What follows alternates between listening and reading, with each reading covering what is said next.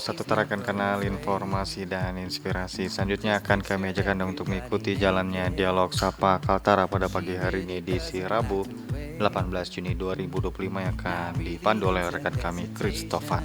Selamat mengikuti.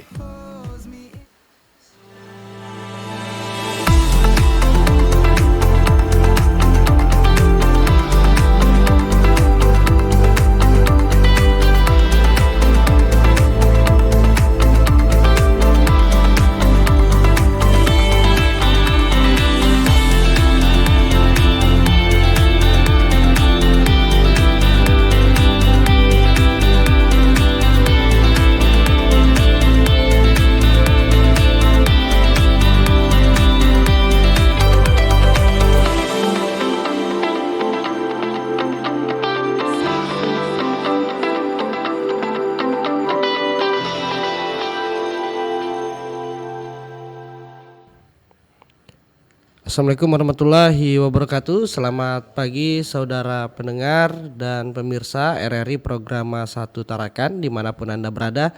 Kembali bersama saya Christophan pada program Dialog Sapa Kaltara edisi 18 Juni 2025 di mana untuk tema kita yakni Haji Furoda dihentikan, umroh diperketat, kuota haji 2026 dipangkas. Dengan narasumber kita yang telah hadir, saya perkenalkan. Yang pertama itu ada Ketua 3 MUI Tarakan, yakni Pak Amar. Assalamualaikum Pak Amar, gimana kabarnya Pak? Agak dekat di mic gitu Pak ya. Insyaallah kabar baik. Oke, baik. Kemudian dari Ketua Ikatan Persaudaraan Haji Indonesia atau IPHI Tarakan ada Pak Dr. Andes Haji Sutiono. Assalamualaikum Pak Haji. Waalaikumsalam warahmatullahi wabarakatuh. Gimana kabarnya Pak? Alhamdulillah sehat. Alhamdulillah. Walaupun cuaca rintik-rintik menyegarkan. Baik. Ya, bagi Anda para pendengar dan pemirsa, kami beritahukan bahwa untuk Dialog Sapa Kaltara pagi hari ini disiarkan di Pro 1 Tarakan 97,9 FM, kemudian di Pemancar Bulungan 99,9 FM dan juga SP Malinau di 95,3 FM. Serta kita juga siarkan secara langsung di kanal YouTube RRI Tarakan Official. Baik, bagi Anda baik pendengar maupun pemirsa yang nantinya ingin bertanya terkait tema kita pagi hari ini, yaitu tentang Haji Furoda dihentikan, umroh diperketat, kuota haji 2026 dipangkas, bisa menghubungi di line telepon yang kami sediakan, yaitu di 0821 5320 9845. Saya ulangi di 0821 5320 9845, atau juga bisa mengirimkan pesan di live chat YouTube RRI Tarakan Official. Baik, untuk mengefisienkan waktu kita langsung saja berkaitan dengan tema kita pagi hari ini, musim haji 2025 memang kalau kita lihat ya diwarnai dengan berbagai polemik, dimulai dari dihentikannya penerbitan visa Furoda oleh pemerintah Arab Saudi, kemudian di kesempatan yang sama kebijakan baru terkait visa umroh diberlakukan dengan syarat yang lebih ketat terhadap akomodasi dan prosedur pemrosesan. Dan belum lepas kekecewaan yang dialami jemaah calon haji yang gagal berangkat, baru-baru ini pemerintah Arab Saudi memberikan sinyal bahwa akan ada pemangkasan kuota jemaah haji Indonesia hingga mencapai 50% di tahun 2026. Bagaimana menanggapi hal ini? Kita langsung saja bincang-bincang ya dari Ketua Ikatan Persaudaraan Haji Indonesia dulu menanggapi polemik-polemik yang terjadi di tahun ini berkaitan dengan haji. Silakan Pak Sutiono. Assalamualaikum warahmatullahi wabarakatuh. Para pendengar RRI yang dirahmati Allah, sekaitan dengan beberapa polemik tentang haji dan umroh, perlu kami sampaikan bahwasanya pada dasarnya ada penghentian, yang pertama penghentian penerbitan visa untuk Haji Furoda sebenarnya itu menguntungkan masyarakat demi ketertiban, demi keamanan, demi kenyamanan, demi keselamatan jamaah yang selama ini furoda itu lancar-lancar saja, tetapi disalahmanfaatkan, disalahgunakan oleh travel-travel dengan mengatasnamakan furoda, padahal itu bukan haji furoda. Itu travel yang tidak resmi, kemudian menjualnya atas nama furoda, padahal bukan furoda. Kalau furoda itu menggunakan visa haji, sementara travel-travel itu tidak menggunakan visa haji. Jalur penerbangan juga bukan jalur penerbangan haji. Kalau jalur penerbangan haji itu landingnya di Jeddah atau di Madinah. Sementara travel ini mengatasnamakan furoda, jalurnya bukan lewat jalur itu, tapi lewat Riyadh kemudian naik bus ke Madinah. Itu pun jalurnya juga jalurnya yang tidak resmi. Sehingga dampaknya jamaah yang ikut di atas namakan furoda dengan biaya yang tinggi di sana terlunta-lunta. Termasuk jamaah Tarakan tahun kemarin sudah sampai di Mekah tetapi tidak bisa berhaji. Karena tidak bisa masuk Arafah berarti tidak bisa ikut wukuf. Padahal al-hajju Arafah, haji itu harus ada di Arafah untuk melaksanakan wukuf. Sementara jamaah yang tadi dengan harapan dia bisa berhaji dengan furoda, dia bukan tertipu ya, tapi ya salah langkah. Nanti kalau saya bilang tertipu kok kasar banget. Yang jelas tidak ada kepastian. Bahkan fasilitas di hotel juga demikian. Biasa hotel kan bagus, kemudian lampu juga seperti biasa, jamaah keluar masuk hotel juga seperti biasa. Ini tidak, hotelnya dikunci. Tidak boleh ada orang masuk kecuali dia sudah di dalam. Lampu juga dimatikan agar petugas tidak masuk sehingga tidak bisa memeriksa mereka satu persatu. Padahal dia berangkat ibadah haji dengan niatan yang tulus, dengan biaya yang besar, tetapi dia salah mengambil travel, karena travel itu menjualnya dengan kata haji tanpa antri, pokoknya bebas enak, seperti itu. Sehingga kemudian itu diketahui oleh pemerintah Arab Saudi, sehingga Arab Saudi menghentikan penerbitan visa haji untuk furoda. Itu semua juga demi keamanan, demi kenyamanan. Di samping juga dengan adanya furoda yang disalahmanfaatkan untuk jamaah haji membludak. Padahal untuk jamaah haji itu ada batasan tertentu, ada kuota tertentu demi kenyamanan jamaah. Contoh pada saat wukuf itu di Arafah, dan Arafah itu hanya segitu-gitu saja. Kalau kebanyakan jamaah membludak dan tidak cukup. Demikian juga di Masjidil Haram. Masjidil Haram begitu luas tapi tidak mungkin bisa menampung jamaah yang tidak terkendali. Jangankan pada saat musim haji, musim umroh saja menjelang Ramadan itu begitu padat. Pada saat Ramadan begitu padat, sehingga untuk Arab Saudi memberikan layanan yang sebaik-baiknya dengan cara diantaranya memperketat jamaah yang masuk, jangan sampai melebihi kuota. Mungkin sementara itu. Oke, baik, kita ke Pak Amran yang menanggapi polemik yang terjadi di haji tahun 2025 ini. Bisa memberikan tanggapannya, Pak? Silakan. Baik, terima kasih. Assalamualaikum warahmatullahi wabarakatuh. Assalamualaikum. Sebelumnya menyampaikan permohonan maaf Bapak Ketua Majelis Ulama Indonesia mengatakan saya hanya hadir bersama kita pada dialog pagi hari ini. Beliau berada di Malang sehingga bagaimana saya tidak untuk menghadiri acara ini. Berbicara tentang haji, ya saya kira setiap tahunnya selalu ada problematikanya tersendiri. Tentu dilatar belakangi oleh beberapa hal. Ya, diantaranya karena yang dilayani ini selalu berbeda-beda. Ya, jadi memang perlu kesabaran, perlu kerjasama yang baik dari tanah air maupun di Arab Saudi seperti itu.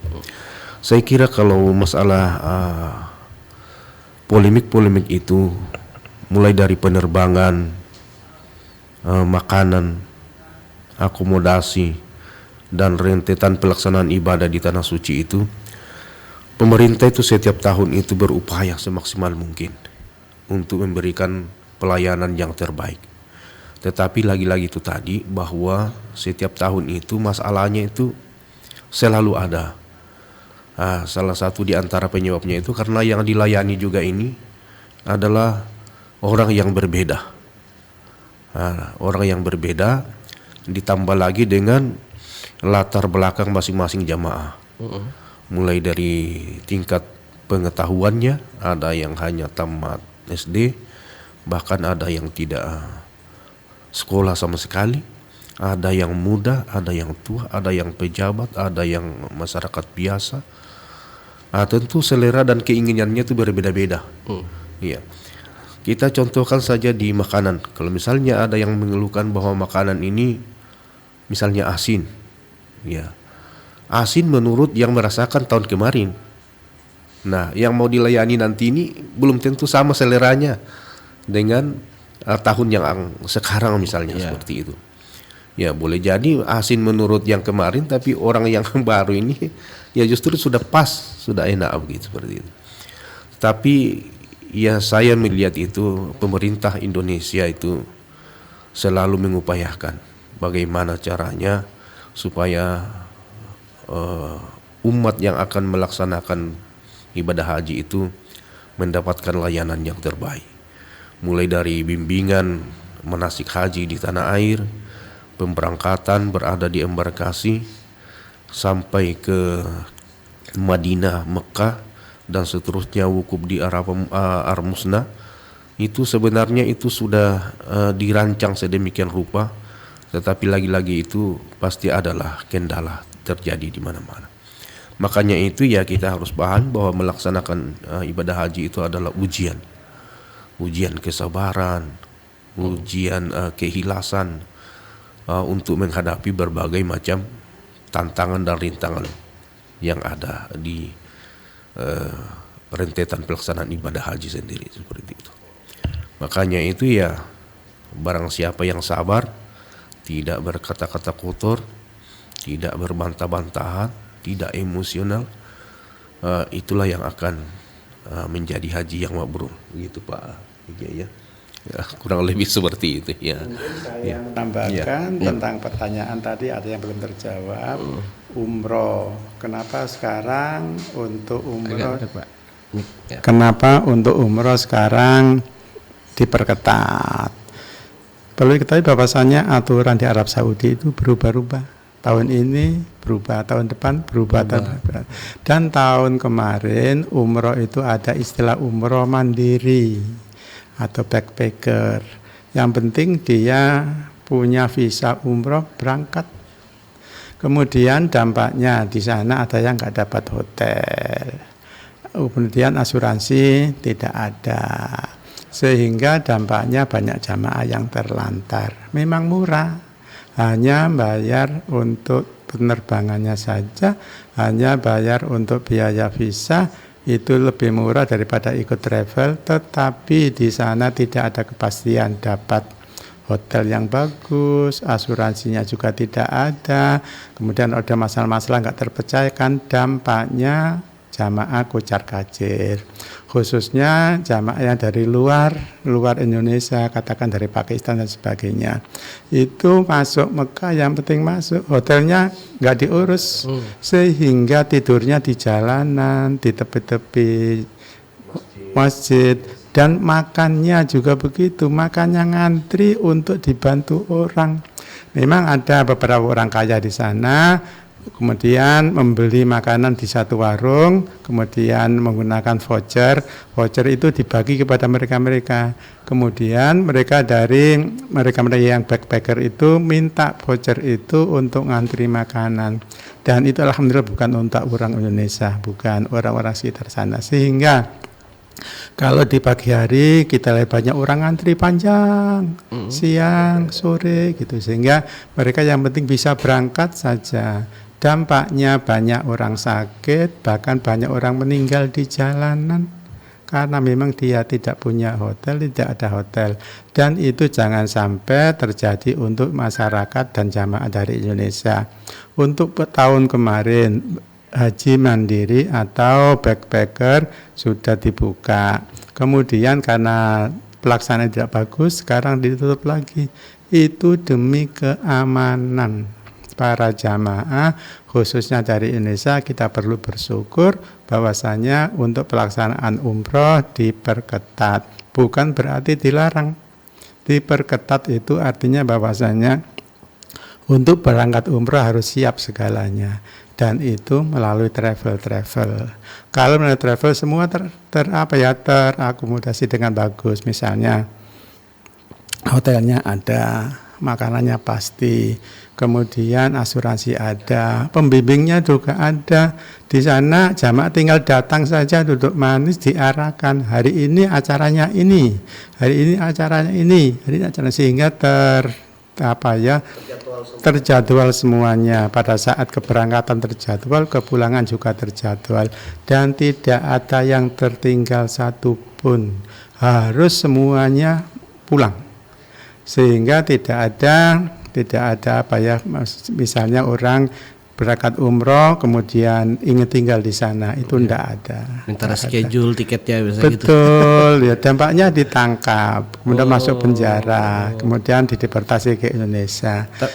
Memang ada orang semacam itu, ada orang-orang saya tidak sebutkan dari daerah mana. Memang sengaja dia ditangkap, dimasukkan, dan Indonesia nggak usah bayar gitu loh. Sehingga itu membuat cemar nama bangsa. Ini gitu. Kan ada tren juga tuh Pak, naik haji dengan bawa kendaraan sendiri. Iya. Itu sama juga haji mandiri tuh Pak ya? Sama. Dampaknya di sana tidak boleh masuk.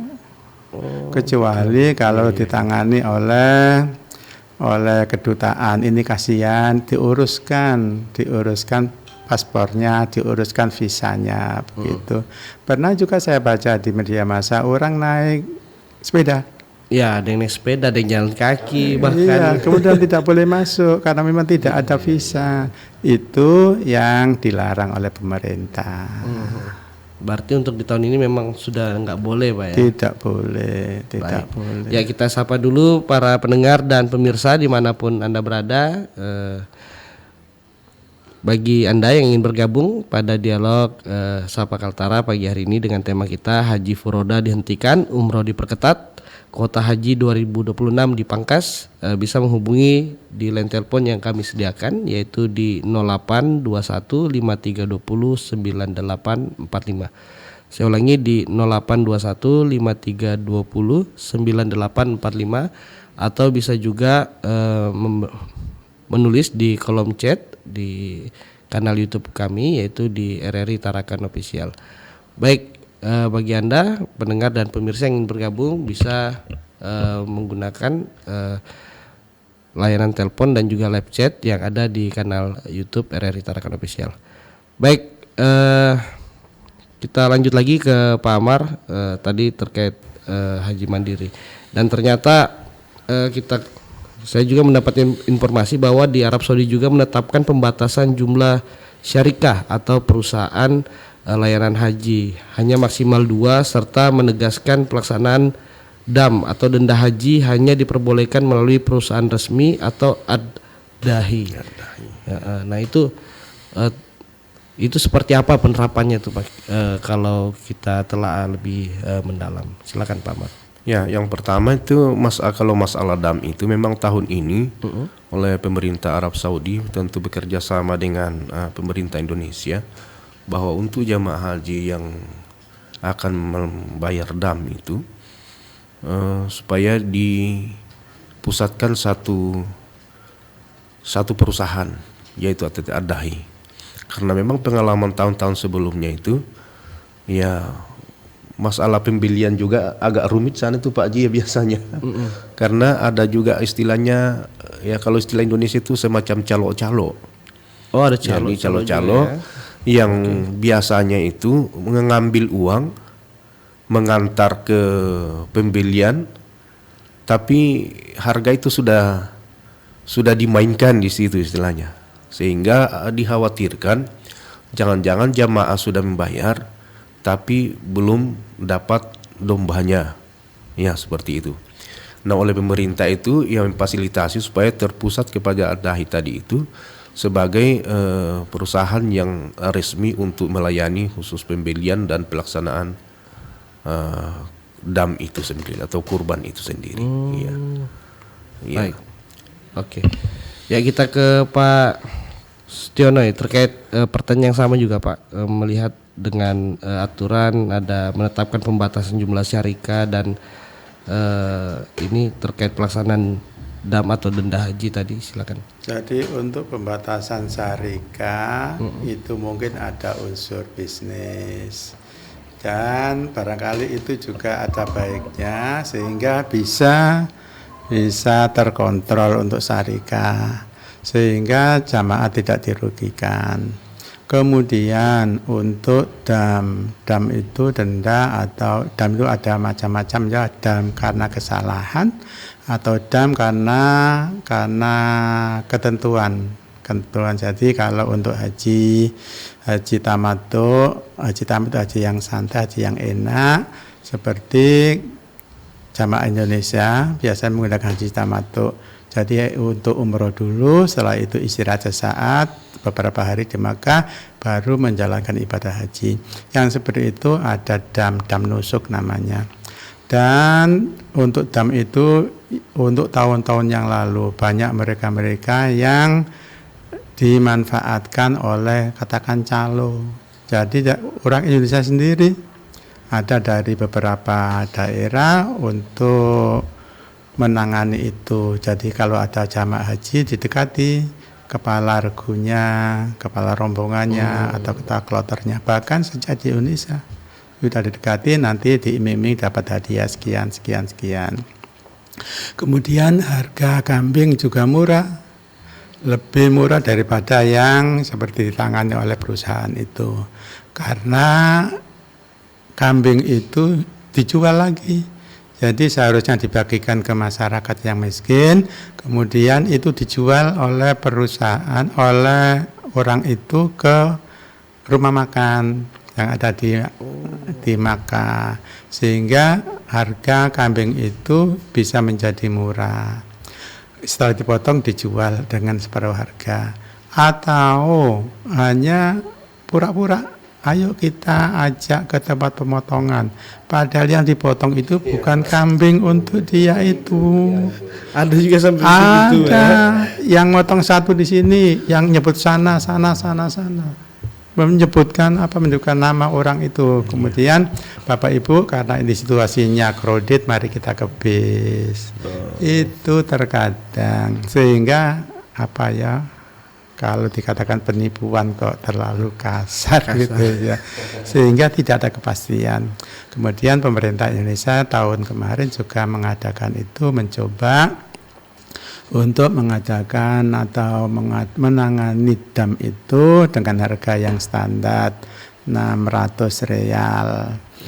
Kemudian dagingnya dibawa ke Indonesia, dibawa ke Jakarta dan lainnya, sehingga ada kepastian. Tetapi karena harga itu mahal, kemudian jamaah pinginnya murah saja, dan ada orang-orang yang memanfaatkan itu, kemudian bagi-bagi hasil, sehingga terkadang jamaah percaya saja. Kemudian kenyataannya seperti itu. Mudah-mudahan tidak ada yang salah, benar semuanya, mudah-mudahan. Baik. Ya, pendengar dan pemirsa jangan kemana-mana, kita akan break sejenak dulu dan saksikan cuplikan berikut ini.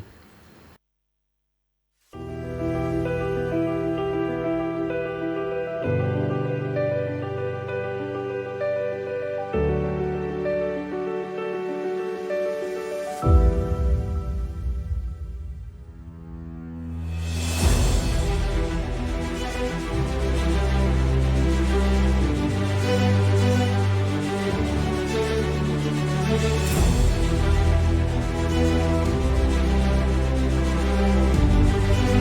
percaya bahwa setiap hasil yang kami ciptakan adalah komitmen dari tanggung jawab kami menjawab aspirasi masyarakat dari berbagai lapisan. Perubahan menuju masa depan yang lebih baik, menciptakan mimpi menjadi kenyataan. Mimpi dari banyak orang dan memberikan solusi untuk kemudahan. RRI merupakan sosok lembaga penyiaran publik pertama di Indonesia yang hadir dalam berbagai lapisan masyarakat dari Sabang hingga Merauke.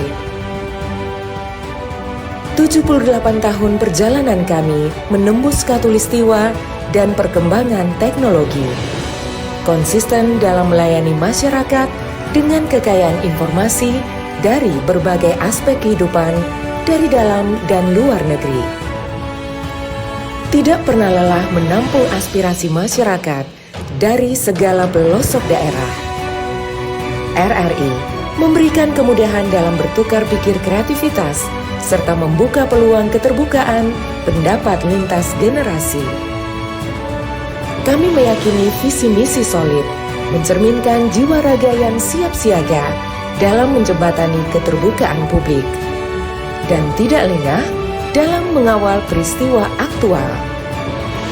Kami turut senantiasa menjaga identitas keindonesiaan serta mempertahankan keunikan budaya yang dimiliki oleh NKRI.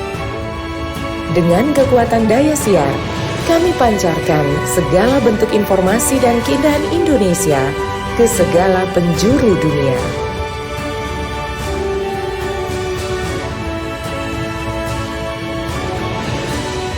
Kami adalah mitra untuk membangun masa depan. Kami terus menatap ke depan untuk berinovasi mengembangkan visi besar demi Indonesia yang lebih baik.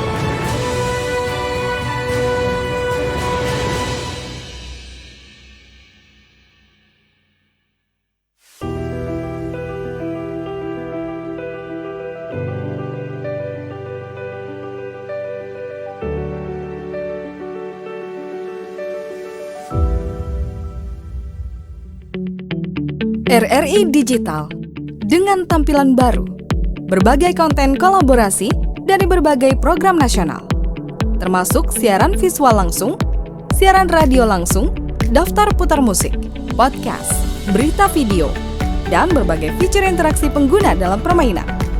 Berbagai konten menarik seperti suka, komentar, dan berbagi, serta obrolan langsung dengan penyiar dan pengguna. Pesan langsung dan fasilitas obrolan pribadi antara pengguna aplikasi juga tersedia. RRI Digital tersedia di Google Store dan App Store. RRI Digital.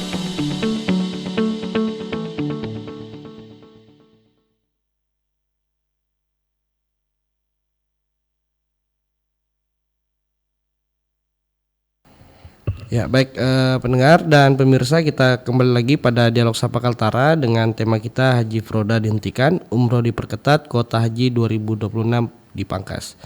Baik, tadi kita sudah banyak sekali berbincang-bincang dengan narasumber kita, yakni dari Ketua 3 MUI Tarakan, Pak Amar, dan Ketua IPHI Tarakan, Pak Sutiono, terkait bagaimana menanggapi terkait polemik-polemik yang terjadi berkaitan dengan haji di tahun 2025 ini. Dan kita lanjut lagi bincang-bincangnya bersama kedua narasumber kita. Baik, kita ke Pak Sutiono dulu. Ini tadi kita melihat bahwa untuk perketatan umroh nih Pak, kan memang pastikan ada dampak-dampak nih yang dirasakan. Apakah dengan adanya perketatan umroh nih lebih biaya itu apakah lebih meningkat dibandingkan sebelum-sebelumnya, atau malah menurun, atau sebaliknya begitu karena perketatan umroh ini? Silakan. Betul. Jadi untuk perketatan umroh ini sebenarnya menjalankan prosedur yang wajar, yang biasa-biasa saja, hanya saja memangkas atau membatasi atau melarang ibadah umroh yang mandiri, ibadah umroh yang backpacker, yang penting bisa berangkat saja, itu yang dilarang. Sehingga sekarang diperketat itu artinya visa itu bisa keluar kalau sudah ada tiket pesawat. Kemudian visa bisa keluar kalau ada kepastian hotel di mana dia tinggal. Visa bisa keluar kalau sudah ada asuransi dan persyaratan lainnya. Sehingga hal itu memang sudah dilaksanakan oleh travel resmi sebelumnya, bertahun-tahun itu sudah dilaksanakan. Dan tahun kemarin itu ada aturan dari Saudi bahwasanya untuk umroh itu diperlonggar. Dampaknya juga jamaah terlantar di sana karena ada hal yang tidak sesuai dengan keinginan, kemudian diperketat lagi biar jamaah terjamin keamanannya, kenyamanannya, dan kepastian di mana dia tinggal. Kalau sakit juga ada kepastian dari rumah sakit di Arab Saudi, itu khususnya di Makkah Madinah, kalau ada orang sakit bawa ke rumah sakit gratis. Termasuk di dalam perjalanan, contoh kemarin beberapa tahun yang lalu ada jamaah saya itu ada kebiasaan keharusan minum obat rutin 3 kali sehari karena istrinya begitu memperhatikan suaminya agar obatnya tidak tertinggal, dimasukkan di bag besar, di koper besar, dan koper itu masuk di bagasi. Dampaknya di dalam pesawat tidak bisa minum obat. Waduh. Obatnya terbawa tapi nggak bisa diminum. Dampaknya di Muscat, waktu itu saya naik Oman Air, di Muscat diturunkan, dioperasi sampai 2 kali, ditemani istrinya. Sehingga apa enaknya, dioperasi gratis di negara orang tapi umrohnya tidak bisa lancar. Untungnya pada saat itu masih ada kesempatan 1 hari untuk dikirim ke Makkah untuk ibadah umrah dan diikutkan jamaah yang belakangan berangkat. Andai kata tidak ada jamaah yang berangkat belakangan, berarti dia juga terlunta-lunta. Itu sehingga tentunya diperketat. Kemudian untuk jamaah, bagi jamaah yang biasa minum obat, obatnya jangan ditaruh di koper, Iya. tapi jamaah itu harus membawa obat, dibawa ditenteng di atas pesawat, sehingga di atas pesawat bisa minum obat seperti biasa. Dampaknya insya Allah sehat-sehat saja. Baik. Itu. Oke, kita ke Pak Amar terkait ini Pak. Kalau melihat dengan polemik ini, apakah sudah ada nih para jamaah yang waduh gimana nih, bisa-bisa tahun depan agak susah kita nih naik haji gitu. Nah, mungkin Saya kira para jamaah itu sebaiknya tenang. Jangan terlalu menanggapi berita-berita. Seperti tadi yang disampaikan oleh Bapak Haji Sutiono itu, diperketat bukan berarti tidak boleh sama sekali. Melainkan itu harus diatur, ditata, terpenuhi semua persyaratan-persyaratan itu supaya keberangkatannya itu ya terjamin keamanannya, lancar perjalanannya, ada pendampingnya dan ada penuntun yang ada di sana sehingga perjalanannya itu betul-betul aman dan damai. Ya, kalau persyaratan itu terpenuhi semua, paspor, visa dan lain sebagainya, sekira itu aman untuk melaksanakan. Jadi bukan berarti kalau diperketat itu umrah itu bakalan tidak jadi berangkat, tidak pergi, tetap pergi tapi dengan tadi itu persyaratan-persyaratan harus terpenuhi semua. Nah, seperti itu. Kemudian kalau tadi itu kan juga di samping masalah pembatasan kuota haji 2026, itu kan baru kita lihat di YouTube-nya Ya, itu. masih Dan wacana biasanya pemerintah kita itu akan lebih mengadakan atau melobi-lobi apapun itu bisa dilakukan.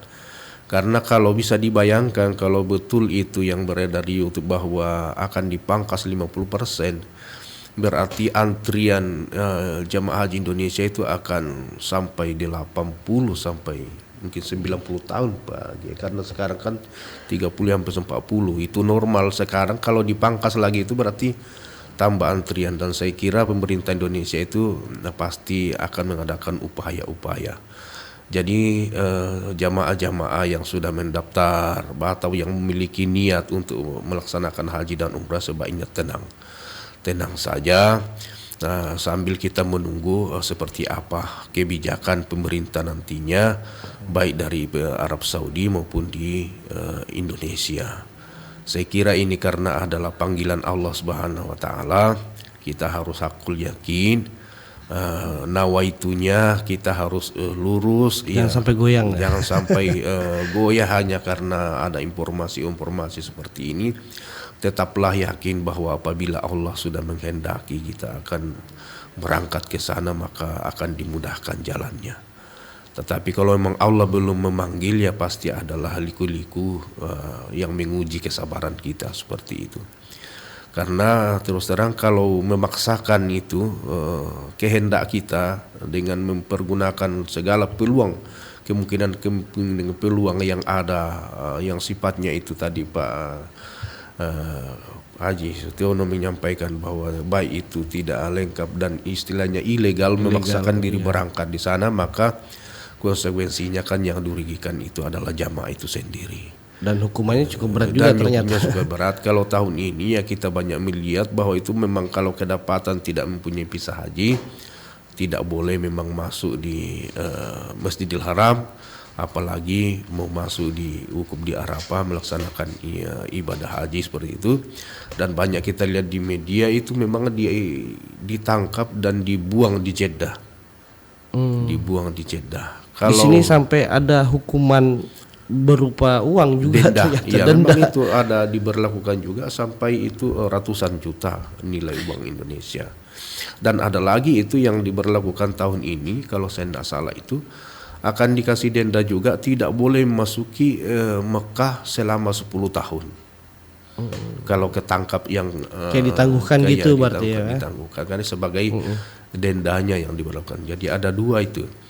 Pertama itu ya didenda uang itu tadi, kemudian itu tidak boleh masuk Mekah selama 10 tahun. Nah kalau terjadi seperti itu kan yang kasihan kita jamaah juga. Jadi harapan kita marilah jamaah itu tetap tenang sambil yakin bahwa apabila Allah sudah menghendaki, apapun dan siapapun itu tidak bisa menghalangi kalau kita sudah akan dipanggil Allah. Karena Allah itu bukan saja memanggil orang yang mampu, tetapi justru Allah akan memampukan hamba-hambanya yang dia akan panggil seperti itu. Iya. Baik, kita ke Pak Sutiono ya. Menyambung yang tadi juga nih Pak terkait bagaimana jamaah kan pasti kan terjadi, waduh kita harus cari jalan lain nih, atau waduh bisa-bisa nggak jadi naik haji nih, nunggu antrian lama gitu. Ya gimana menanggapinya Pak Sutiono, silakan. Jadi untuk info tentang pemangkasan kuota jamaah haji Indonesia di tahun ini, boleh jadi itu iya, boleh jadi tidak. Iya. Nanti ada aturan yang berubah lagi. Karena tidak mungkin dipangkas sampai 50%. Paling tidak dikembalikan ke kuota semula. Tahun kemarin kan ada tambahan kuota, boleh jadi itu dikembalikan semula, kemudian pada awalnya ada info sebesar 50% dipangkas. Nanti dari pihak Indonesia, dari Kementerian Agama juga akan ada lobby-lobby. Mudah-mudahan kalau saja ada yang dipangkas tidak banyak, tetapi dikembalikan ke kuota semula. Karena bahwasanya kuota haji itu adalah 1 per mil.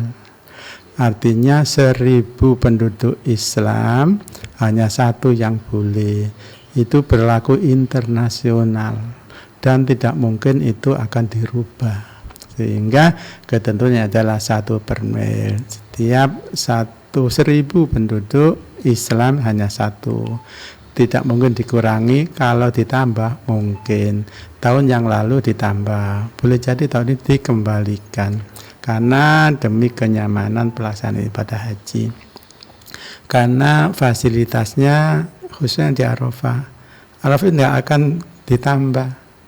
Ya memang segitu saja Arafah itu, sehingga agar masyarakat atau jamaah tidak membludak. Yang sekarang saja begitu padatnya, padat sekali. Yang jarak 5 kilo itu bisa 10 jam. Naik bis itu 10 jam. Lebih cepat jalan kaki daripada naik bis. Iya, bis itu begitu banyak dan antrian. Kalau jalan kaki, orang baru nggak tahu situasi bagaimana jalan kaki, sehingga tambah susah. Sekaitan dengan itu, maka pelaksanaan ibadah haji diatur sedemikian rupa. Khususnya di Arafah, itu bisnya juga murur, artinya jalan terus. Untuk jamaah tidak harus menunggu bis, saya tidak, pokoknya ada bis, jalan, ada bis, jalan, ada bis, jalan sampai dengan ke Mina, sehingga itu demi kenyamanan. Yang jelas aturan di Arab Saudi itu berubah-ubah, setiap tahun berubah-ubah, termasuk umroh juga berubah-ubah, tentunya untuk kesempurnaan, sehingga jamaah saya hormati nggak usah khawatir, nggak mau daftar saja. Antriannya kita tunggu saja. Andai kata umur kita nggak nyampe, kita tidak dirugikan, uang bisa kita tarik kembali, bahkan jumlahnya bisa lebih. Atau uang itu nggak usah ditarik, kemudian diberikan ahli warisnya, bisa. Dan Bapak Ibu yang sudah daftar, sudah ada niat daftar, sudah diterima oleh Allah niatnya. Artinya nanti di akhirat tidak ditanya kenapa kamu mampu dan tidak berhaji. Dijawab, ya Allah aku udah daftar ya Allah, tapi nunggunya lama sehingga keburu aku meninggal. Artinya dia tidak disalahkan. Mungkin itu. Artinya jangan mengambil jalan pintas, Pak. Jangan mengambil resikonya jalan besar juga. pintas. Seperti kemarin ada jamaah yang punya uang. Kemudian mau haji yang langsung saja. Konsultasi ke saya sampaikan kalau memang kepengen cepat, naik hajinya pakai haji khusus 5-7 tahun antriannya. Kok lama? Yang kemudian adanya karena nggak usah ngantri. Kalau Bapak naik haji yang tanpa antrian, boleh jadi Bapak kecewa karena tidak ada kepastian. Biayanya mahal, boleh jadi Bapak ke Mekah tidak haji karena nggak boleh izin masuk ke Arafah. Terus gimana? Bapak bersabar, ikut saja haji khusus, itu ada kuotanya, memang harganya lebih mahal daripada haji reguler sekarang kan sampai 30-40 tahun ngantrinya. Sementara dia mau pensiun berarti 60 tahun, nanti 90 tahun nyampe enggak gitu kan. Karena dia punya uang, minta saran ikut saja haji khusus. Kalau dulu isinya haji plus, sekarang isinya haji khusus. Antriannya 5-7 tahun dan itu resmi. Pelaksanaannya resmi, kemudian semuanya tertib seperti biasa. Bahkan fasilitasnya juga bagus. Kalau gitu saya ikut itu saja Pak, silakan. Gitu. Oke, baik. Ya, pendengar dan pemirsa, melihat waktu menandakan akan berakhirnya dialog Sapa Kaltara pagi hari ini. Namun sebelum kita akhiri, ada closing statement dari kedua narasumber kita. Dari Pak Amar dulu Pak, silakan. Ya, baik. Berkaitan dengan tema kita. Sehubungan dengan informasi-informasi seperti itu, sekali lagi saya mengingatkan agar jamaah itu tetap tenang, tidak termakan oleh informasi-informasi yang kita sendiri belum tahu pastinya. Misalnya umrah, tidak bisa umrah, atau kuota haji dibatasi seperti ini, atau banyak masalah haji dan lain-lain sebagainya. Kita sebaiknya bersabar dan kuatkan iman kita, tetap mengadakan persiapan, dan kalau Allah sudah akan memanggil kita pasti dimudahkan jalannya, dan kalau belum maka hendaknya kita bersabar. Sekira begitu aja. Oke, baik, terima kasih Pak Amar. Kita ke Pak Stiono, silakan Pak. Jadi untuk polemik yang sedang kita bicarakan. Yang pertama ya perlu saya sampaikan untuk umroh. Umroh diperketat, artinya jamaah nggak usah khawatir, jamaah nggak usah ngurus, yang ngurus travel. Yang penting jamaah daftar ke travel yang resmi, berangkat dijamin aman, insya Allah nggak ada masalah.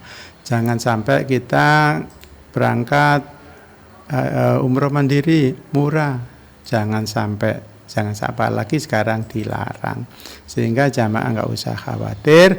Yang kepingin umroh semoga ada biayanya cukup dan daftar ke travel yang resmi, jangan travel yang abal-abal. Itu yang pertama.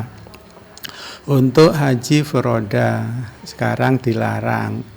Para jamaah bersyukur itu menyelamatkan jamaah, sehingga tidak ada daftar haji tanpa antri. Setelah daftar dengan biaya mahal, dampaknya tidak bisa menunaikan ibadah haji walau sudah di Mekah. Yang ketiga tentang kuota dipangkas, nggak usah khawatir, nanti akan berubah lagi, mudah-mudahan itu kembali ke kuota semula. Dan Bapak Ibu yang sudah daftar, antrian diikuti saja, nanti pada saatnya dipanggil baru dilunasi. Kalau belum dipanggil tunggu saja sampai ada panggilan.